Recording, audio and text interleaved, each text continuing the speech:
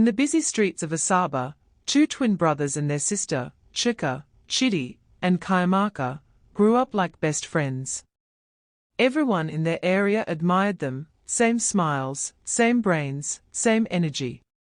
They passed through primary school, secondary school, and even graduated from the University of Nigeria, Nsukka together, all at just 21 years old. Their mother, Mama Agbo, used to say, "My children are my crown.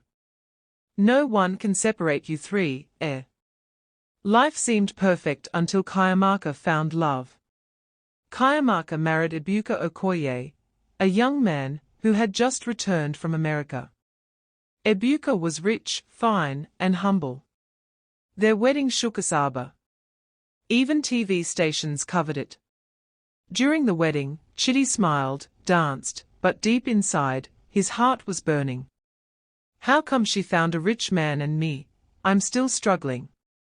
Am I not her twin, he thought. Chuka, the third twin, simply focused on his life. But Chidi, no, he couldn't let it go.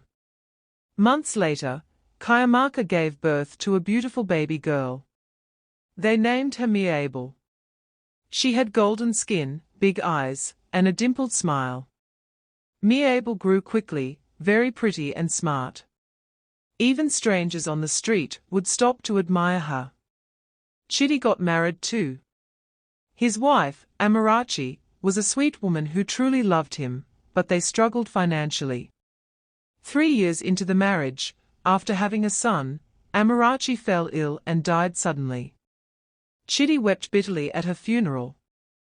But deep down, he felt even more abandoned, especially when he saw how Chiamaka and Ebuka's family were growing stronger and richer. One evening, Chidi visited Chiamaka's mansion. As he sat there, watching little Mirabel playing in the sitting room with her expensive toys, something dark entered his heart. This child will grow to be even richer, finer, better than my own son. No. Never. His jealousy boiled into evil. 3 weeks later, Chidi invited Chiamaka and Ebuka to a family dinner at his house. "Come now, let's have a small family gathering. It's been long.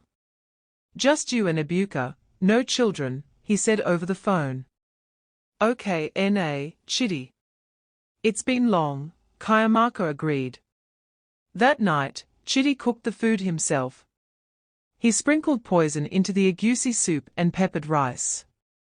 As they ate, Chidi laughed with them, his eyes empty. Few hours later, both Chiamaka and Ebuka started coughing, struggling to breathe. "Chidi, water, water." Chiamaka gasped, falling to the floor. Chidi just stood and watched as his twin sister and her husband died slowly on his floor. When they died, he cried fake tears and told everyone they had food poisoning. Mirabel, now just 7 years old, had no idea what happened. She was too small to understand. Because Chidi was family, and the only close blood relative, the elders allowed Mirabel to live with him. At first, Mirabel was excited. "Uncle Chidi. Uncle Chidi. Look at my new doll," she said the first day she arrived. Chidi forced a smile. "Drop that thing. Go and wash the plates in the kitchen," he said harshly. From that day, Mirabel's life became a nightmare. She washed plates, swept the compound, fetched water, cooked, and even hawked pure water on the street. Chidi treated her like a housegirl. And worse, when his new wife, Ngozi, wasn't around, Chidi began doing terrible things. One night, Mirabel was fast asleep when she heard her door creak open. "Uncle Chidi," she whispered.